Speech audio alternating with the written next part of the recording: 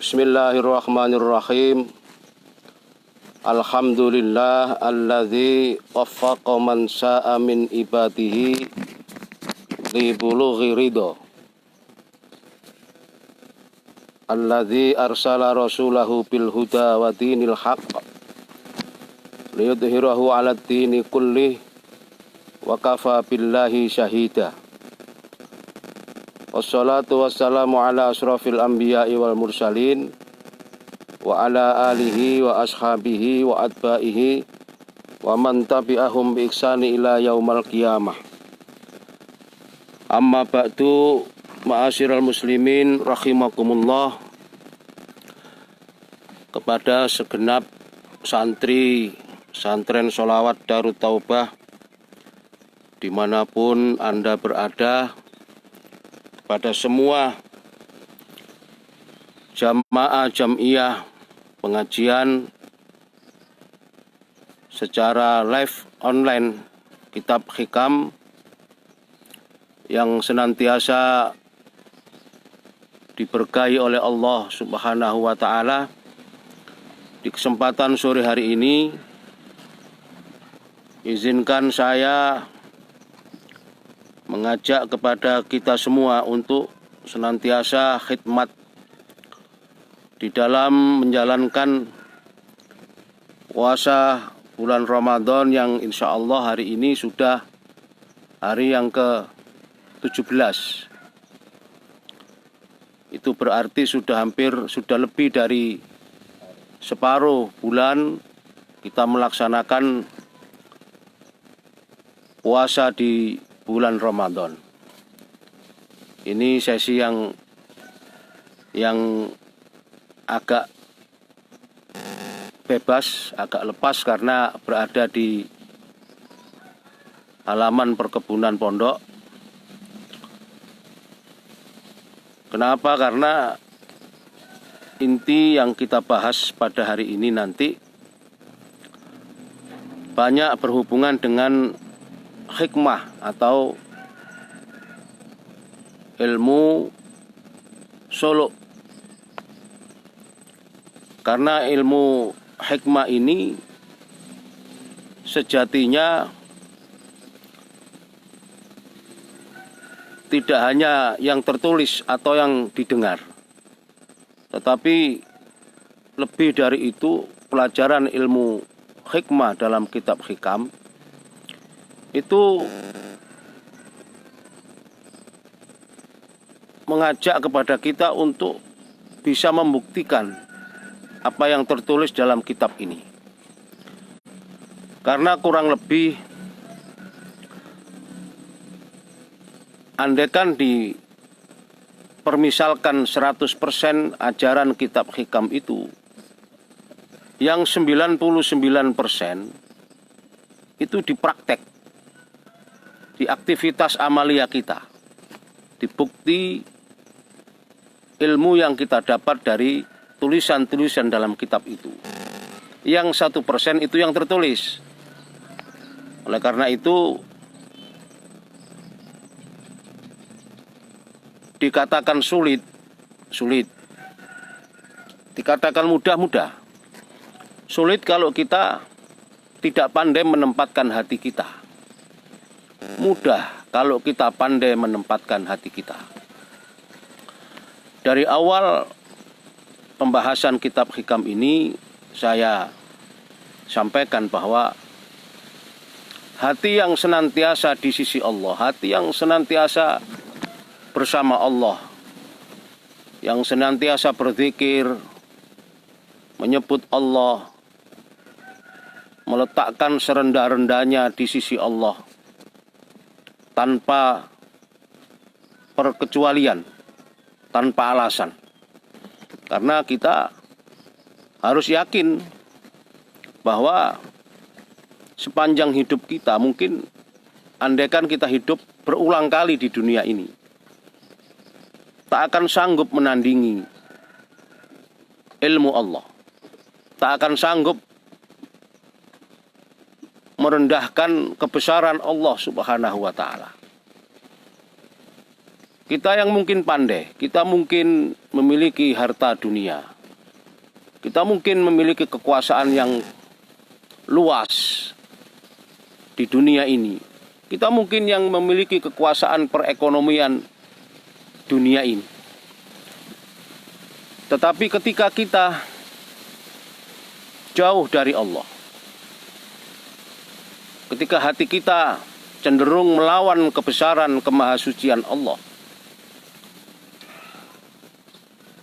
satu perumpamaan, andaikan kita ditanya dengan harta yang kita miliki, dengan kekuasaan yang kita miliki, dengan ilmu yang mungkin bisa mencapai tingkat sampai satelit,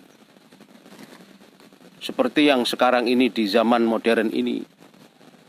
Kita bicara di sini sampai ke seluruh dunia, sampai ke seantero jagat. Tetapi ketika kita ditanya, sanggupkah kita menciptakan, bismillah, daun ini daun jambu, tunas dari daun jambu. Coba kita bayangkan, sanggupkah kita manusia yang memiliki harta mungkin paling kaya, mungkin bersatu bersama seluruh dunia, harta benda dunia kita gunakan untuk menyamai kemahabesaran Allah menciptakan sehelai daun. Sehelai daun, bukan sebanyak daun ini, tapi sehelai daun. Dengan cara Allah menciptakan yang sama, dengan tunas, dengan serat-serat yang berurutan, dengan bentuk yang begitu indah, dari yang kecil kelopak sampai dia bertunas dan kemudian menjadi daun kecil yang kemudian menjadi daun besar sampai memunculkan benih buah yang kemudian berbuah menjadi jambu. Sanggupkah kita menandingi kebesaran Allah? Sanggupkah kita melawan kemahasucian Allah? Astaghfirullahaladzim. Kesombongan kita seringkali menutupi hati kita. Kesombongan kita seringkali melawan kodrat Allah subhanahu wa ta'ala. Na'udzubillahi min dzalik. Allah sesungguhnya sangat mencintai manusia, melebihi manusia itu mencintai dirinya sendiri. Ketika Allah mencintai manusia, langkah pertama yang diproses oleh Allah dalam hidayahnya adalah yuhibbuhumullah summa yuhibbunahu. Bukan kita yang mencintai Allah dulu, justru Allah lah yang mencintai kita dulu. Saya ulangi, yuhibbuhumullah summa yuhibbunahu. Yuhibbuhumullah, mencintai mereka siapa Allah, yuhibbunahu, kemudian summa yuhibbunahu, Allah, orang-orang itu mencintai Allah. Ma'asyiral muslimin rahimakumullah. Persoalannya adalah kenapa kita jauh dari Allah? Kenapa kita terlalu sombong menilai kebesaran Allah, seakan-akan Allah dipaksa untuk menuruti kita. Allah dipaksa untuk mengikuti kemauan hawa nafsu kita. Di sini perlu saya garis bawahi, di mana agama Islam, ajaran Rasulullah Muhammad sallallahu alaihi wasallam yang kemudian dikumpulkan dalam satu mushaf Al-Quran, yang kemudian diperbanyak dengan keterangan-keterangan riwayat-riwayat hadis dari zaman sejarah para sahabat yang mengumpulkan hadis. Dari semua keterangan itu kemudian menjadi satu pokok panduan hidup. Agama menjadi tuntunan hidup. dikala kita mau menerima tuntunan agama sebagai umat Islam, sudah wajib dan sudah seharusnya kita mengikuti tuntunan itu. Sebab jika kita menjauh dari tuntunan agama, alangkah nistanya hidup ini.